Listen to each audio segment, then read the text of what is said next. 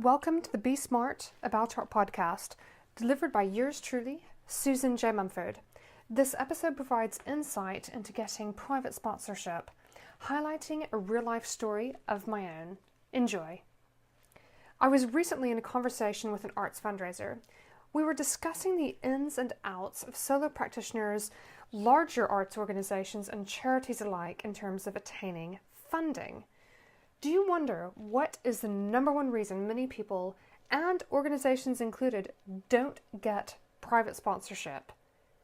They don't ask. As with so many things, it's easier said than done to ask. That is, if you need funding to make a show or event possible, you must be prepared to ask companies, apply for grants, and the like. Funds can come from private sector businesses and or public sector funds. In my own work as a curator, I previously arranged private sponsorship with fellow small businesses for events, and in running arts organizations, I today enjoy long-term partnerships. And yes, I do mean the word enjoy. It is so enjoyable to work in collaboration with others when everyone benefits. For one summer exhibition in my home state of Arkansas in the USA, I presented a spectacular occasion. Having previously run a gallery in London, I wasn't satisfied simply placing art on the walls or plinths, if that had applied, for I wanted to curate a show that was multifaceted, incorporating live music, food, talks, classes, and more. Therefore, I was keen to welcome show partners from the local community to make everything possible in a kind of collegial effort. And hey, they want to be seen to be involved in cultural activities that benefit the local economy, that is, local businesses. Well, then how did I go about it? Over the years, I've managed to keep my Arkansas network active with frequent visits. When I previously staged shows, I would schedule telephone meetings and I'd pick up the telephone to have a chat. The feeling of satisfaction at the end of such conversations is terrific. It's an amazing sensation to have someone on the other end of the phone who feels honored to be involved.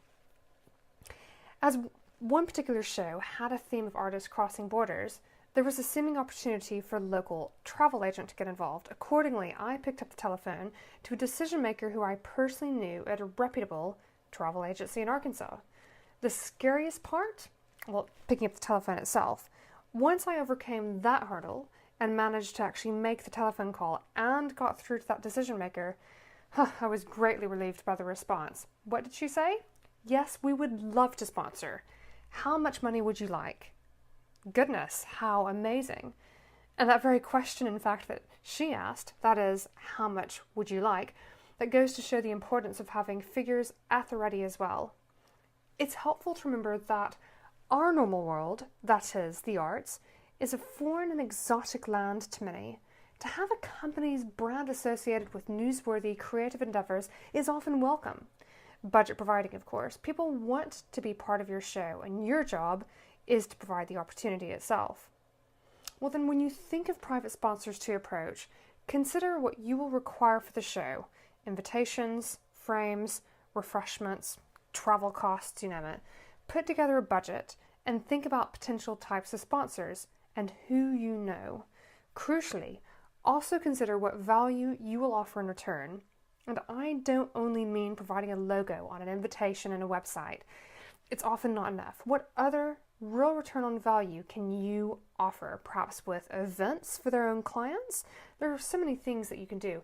And anyway, what might they be seeking themselves? Asking potential sponsors this question to get their perspective can help come up with a plan that works for all involved. You get what you need, and they're able to get true value in return. So, in conclusion, bear in mind 3 key points when it comes to getting private funding for shows and projects. Firstly, it's key that you pitch to decision makers, ultimately at least. While junior staff might be interested, they don't have the power of saying yes or no.